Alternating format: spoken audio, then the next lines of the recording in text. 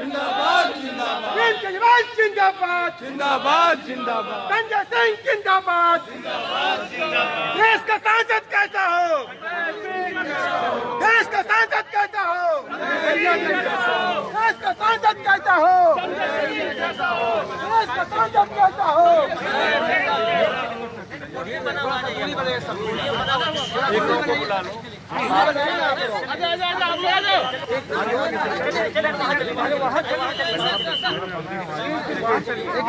चल रहा है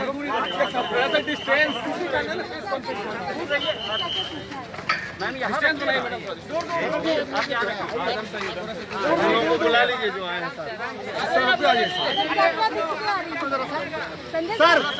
सर जिसको लेके आए हैं उनको लाइए ना जरा, थोड़ा दूर दूर रहिए।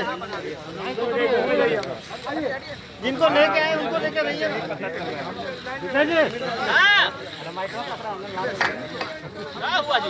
आज दिल्ली से पटना तमाम प्रवासी मजदूर साथियों के साथ मैं पहुंचा हूं और इसमें जो हमको 34 फ्लाइट साल भर में मिलती है उसका उपयोग मैंने किया है। एक सांसद को साल भर में 34 फ्लाइट की यात्रा करने का प्रावधान है और वो अपने साथ किसी को भी यात्रा साथ में करा सकते हैं। तो मैंने एक पहल की, एक शुरुआत की कि भाई इस वक्त सबसे ज़्यादा ज़रूरत प्रवासी मजदूरों को उनके घर पहुंचाने की है। सबसे ज़्यादा मुसीबत में, सबसे ज़्यादा परेशानी में इस वक्त वो लोग हैं और इसलिए ये प्रयास मैंने आज किया। इसके बाद बहुत सारे और लोग भी सहयोग में आगे आए और कल फिर एक चार्टर प्लेन से 180 प्रवासी मजदूर फिर से पटना बिहार आएंगे। ये जानकारी आपके साथ शेयर करनी थी। शाम की फ्लाइट है उनकी दिल्ली से, तो मेरे ख्याल से 8 बजे के आसपास यहाँ पहुँच जाएगी। लेकिन इन सब के बीच मैं ये जरूर कहना चाहूँगा कि प्रवासी मजदूरों को उत्तर प्रदेश, बिहार, झारखंड या अन्य राज्यों के मजदूरों को जिस तरह की कठिनाई का सामना इस लॉकडाउन के दौरान करना पड़ा, वो बहुत ही हृदय विदारक है, पीड़ादायक है और कहीं ना कहीं सरकार और सत्ता की संवेदनहीनता को दर्शाता है। हम नहीं भूल पा रहे हैं मुजफ्फरपुर स्टेशन का वो दृश्य जहाँ पे एक माँ स्टेशन पे उसकी जान जा चुकी थी और उसका बच्चा अपनी माँ की बेजान जिंदगी के उसके सर के ऊपर से चादर हटा रहा था। हम नहीं भूल सकते कि 80 लोगों की जान श्रमिक ट्रेनों में चली गई। हम नहीं भूल सकते कि 40 ट्रेनें रास्ता भटक गई। हिंदुस्तान के रेलवे के इतिहास में कभी ऐसा नहीं हुआ। तो मुझे तो ऐसा लगता है कि जैसे समाज के गरीब तबके के लोगों को, प्रवासी मजदूरों को सत्ता प्रतिष्ठान के द्वारा एक सबक सिखाने की कोशिश की गई पूरे देश में, और ऐसा नहीं होना चाहिए था। इनको भी अच्छी जिंदगी जीने का हक है। रेल की पटरियों पे प्रवासी मजदूर की जान गई, औरैया में 24 मजदूरों की जान गई, सागर में 6 मजदूरों की जान गई, मुजफ्फरनगर में 5 मजदूरों की जान गई। चलते चलते मजदूर मर गया, पांव के छाले पड़ गए उसके। 13 साल की बच्ची अपने पिता को 1300 किलोमीटर साइकिल से लेके आती है। और सबसे ज्यादा जो संवेदनहीनता की पराकाष्ठा है वो ये है, इन श्रमिकों को पहुंचाने में महीनों लग गए, जबकि रेलवे की जो क्षमता है, मैं कई बार बोल चुका हूं, आज फिर कह रहा हूं, 2 करोड़ 30 लाख यात्रियों को प्रतिदिन एक छोर से दूसरे छोर पहुंचाने की क्षमता है। लेकिन दुर्भाग्य से ये नहीं किया गया। महीनों तक इनको दौड़ाया गया, महीनों तक इनको चक्कर लगवाए गए। 110 ट्रेन प्रतिदिन के एवरेज से रेलवे ने, केंद्र सरकार ने चलाया 110 ट्रेन, जबकि उसके पास 19,000 ट्रेन चलाने की क्षमता है। और दलील क्या दी गई? 2 दिन की जगह 9 दिन में ट्रेन पहुंच रही है।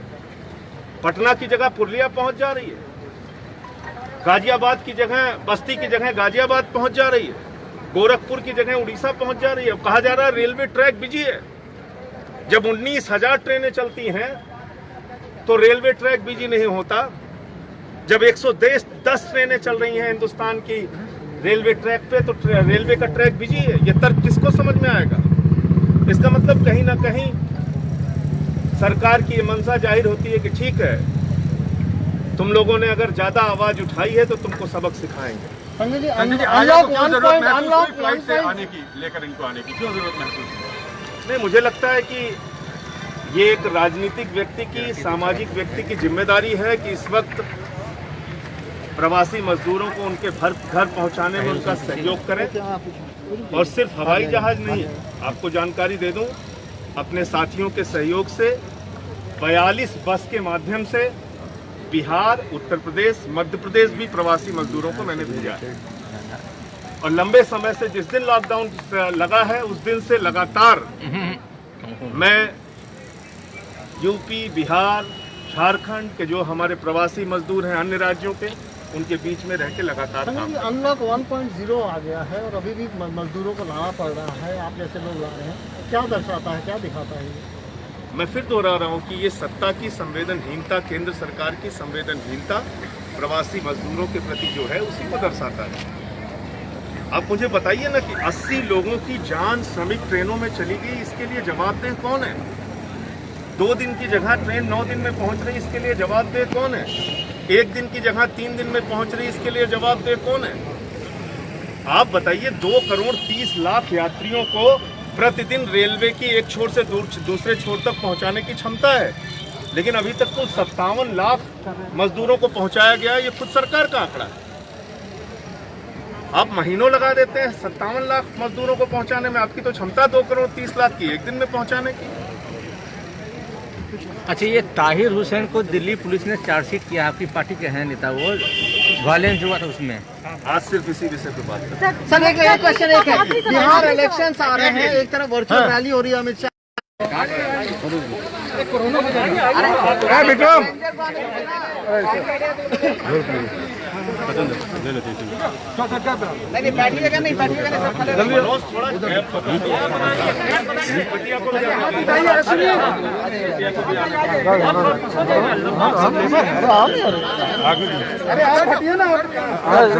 क्या कर रहे बताइए ना।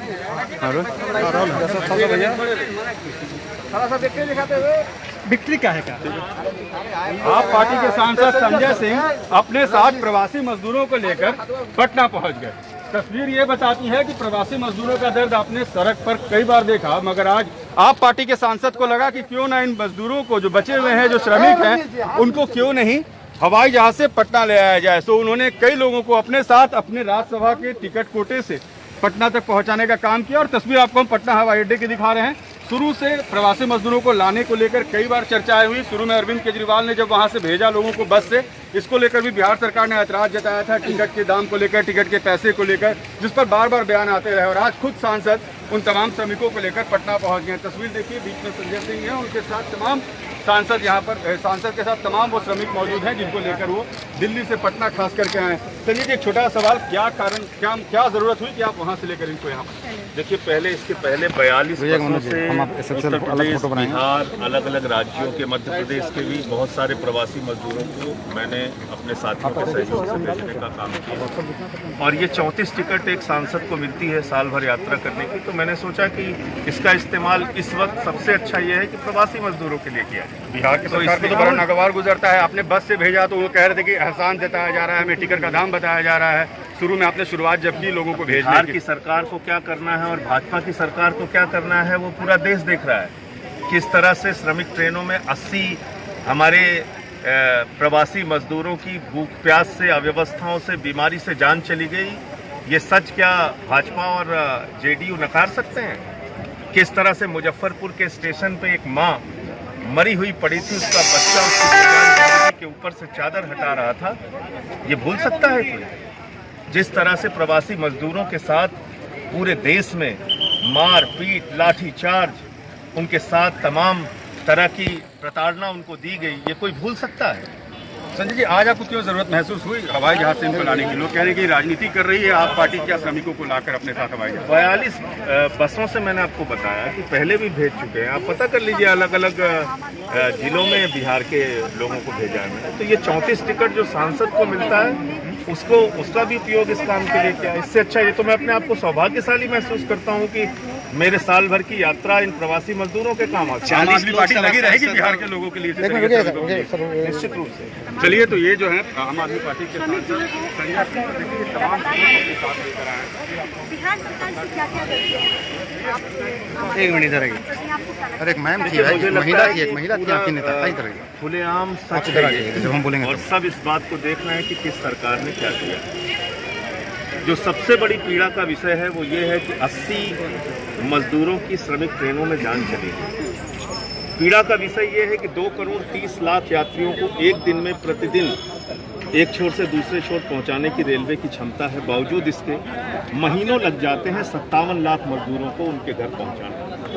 और पहुंचाया भी गया तो कैसे? 2 दिन की ट्रेन 9 दिन में पहुंच रही है। गोरखपुर की ट्रेन उड़ीसा पहुंच जा रही है, पटना की ट्रेन पुरलिया पहुंच जा रही है, बस्ती की ट्रेन गाजियाबाद पहुंच जा रही है। तो ये श्रमिक ट्रेनों से चलने वाले प्रवासी मजदूरों को सबक सिखाने का काम सरकार ने किया। आपने कभी सुना है 40 ट्रेनें रास्ता भटक गए? हिंदुस्तान के इतिहास में पहली बार हुआ। ये रास्ता भटकी नहीं है, भटकाई गई है। सबक सिखाने की ये कोशिश की गई है केंद्र सरकार के द्वारा। तो पूरा देश देख रहा है कि क्या भाजपा ने किया, क्या जेडीयू ने किया, और हम लोग भी प्रयास कर रहे हैं कि इनकी तकलीफ को दूर कर सकें। बिहार में आने वाला चुनाव जो है कहीं ना कहीं श्रमिकों को लेकर लड़ा जा रहा है। आरजेडी वर्चुअली लड़ाई लड़ रही है, 7 तारीख को जो है बीजेपी वर्चुअल प्लेटफॉर्म पर रैली कर रही है। तो क्या आपको लग रहा है कि आने वाले दिनों में बिहार में श्रमिक जो एक बड़ा मुद्दा बनने जा रहा है? मुझे लगता है कि इस समय श्रमिकों की समस्याएं, मजदूरों की समस्याएं मुद्दा होना चाहिए। इस वक्त चुनाव में कौन जीतेगा, कौन हारेगा, कौन लड़ेगा, कौन नहीं लड़ेगा, ये विषय बाद में हम लोग चर्चा करेंगे। आपके पास हम फोटो बनाएंगे। आप नहीं जाइएगा, आप एक पोस्ट पर देखता हूँ, शेयर करता हूँ। Dainik Jagran from Delhi. I have with me Sanjay Singh. Sir, आपने 30 प्रवासी मजदूरों को लेकर आया है पटना, कैसे लाए उनको और कैसे उनके संपर्क में वो लोग आए? देखिए, एक सांसद को साल भर की यात्रा के लिए 34 फ्लाइट मिलती है और मैंने उसका उपयोग इन प्रवासी मजदूरों को, साथियों को यहाँ तक पहुँचाने के लिए किया। और ये मैं अपने आप को सौभाग्यशाली मानता हूँ कि आज इनके काम आ सक रहे हैं वो टिकट। जहाँ तक इसके पहले का काम है तो 42 बसों से दूसरे साथियों के सहयोग से उत्तर प्रदेश, बिहार, मध्य प्रदेश प्रवासी मजदूरों को मैंने भेजा।